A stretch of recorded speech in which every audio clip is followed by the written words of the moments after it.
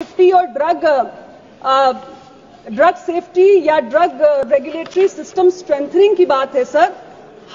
ഈ ചിരി കേരളത്തെക്കുറിച്ച് ശശി തരൂർ ചോദിച്ചപ്പോൾ ആരോഗ്യ കുടുംബക്ഷേമ സഹമന്ത്രിയുടെ തടിതപ്പൽ മറുപടി കേട്ടിട്ടുള്ള ഷാഫിയുടെയും ഹൈബിഡിന്റെയും ചിരിയാണ്.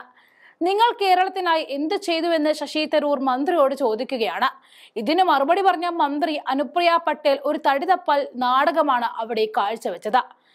അവരുടെ ആ മുട്ടാപ്പോക്ക് മറുപടി കേട്ട് പാർലമെന്റ് സഭയിലിരുന്ന് ഷാഫി പറമ്പിലും ഹൈബിഡ് എംപിയും ഒക്കെ പൊട്ടിച്ചിരിക്കുന്നതും കാണാം. സഭയിൽ ശശി തരൂരിന്റെ ചോദ്യവും അതിനുള്ള മന്ത്രിയുടെ മറുപടി പറച്ചിലും കാണാം. Thank you very much, Honourable Speaker. I'm afraid, sir, this is a genuine problem. It has even affected our country's reputation abroad because spurious drugs have been sold. There were also reports that the army is receiving goods of substandard quality from many of our pharmaceutical manufacturers. So the real issue is a lack of credible central standards to actually inspect these firms. My own state of Kerala, sir, 90% of the drugs sold in my state are from other states. But we have no common central standard to evaluate the quality of the drugs that are coming. If there is a case, sir, you won't believe it, under the Act of 1940, you have to get the details about the constitution of the manufacturing and marketing companies in order to file a formal complaint in court. There is no central database, no central pool for obtaining these documents. We have to send letters to the drugs controller of the states or the union territory in which the manufacturer is located. Then if there are no answers, an investigative officer has to be sent to Uttarakhand or Himachal or somewhere else to physically pick up the documents. 90% of the time we don't get the documents, sir. The problem is, what can the central government do about ensuring central standards, creating a common database to which state governments can have access, and thereby creating a central regulatory environment that protects the country's reputation from spurious drugs. Thank you very much. सबसे पहले तो बात country की regulatory system की reputation के बारे में, मैं इसके बारे में कुछ बातें जरूर कहना चाहूंगी सर। आज हमारे कंट्री का जो ड्रग रेगुलेटरी सिस्टम है, जो नेशनल रेगुलेटर है सर, हमारा इंडियन फार्माकोपिया जो है वो आज दुनिया के 13 देशों में रिकॉग्नाइज्ड है।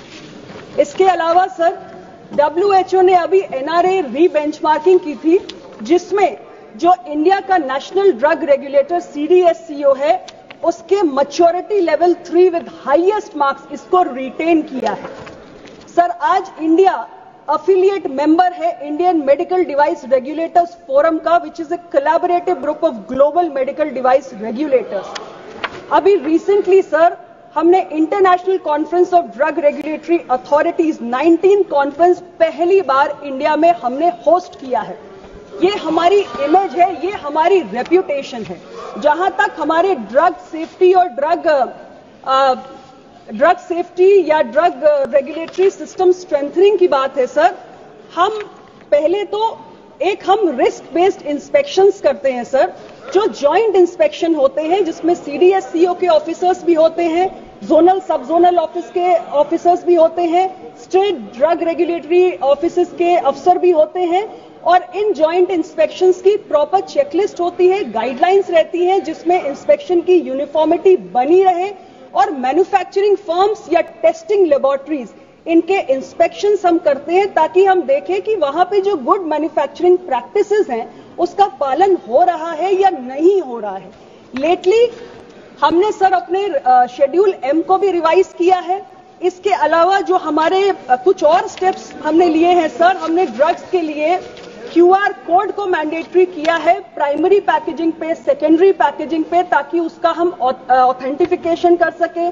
हमने एक्टिव फार्मास्यूटिकल इंग्रेडिएंट्स के लिए QR कोड को मैंडेटरी किया है, ताकि हम ट्रैकिंग और ट्रेसिंग कर सके। और जो हमारा ड्रग रेगुलेटरी सिस्टम है, उसकी स्ट्रेंथनिंग के लिए हम एक सेंट्रली स्पॉन्सर्ड स्कीम लेके आए हैं 850 करोड़ की सर।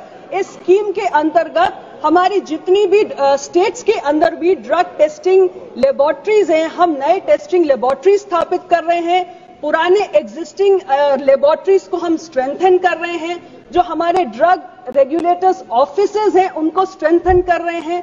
753 करोड़ हम रिलीज कर चुके हैं।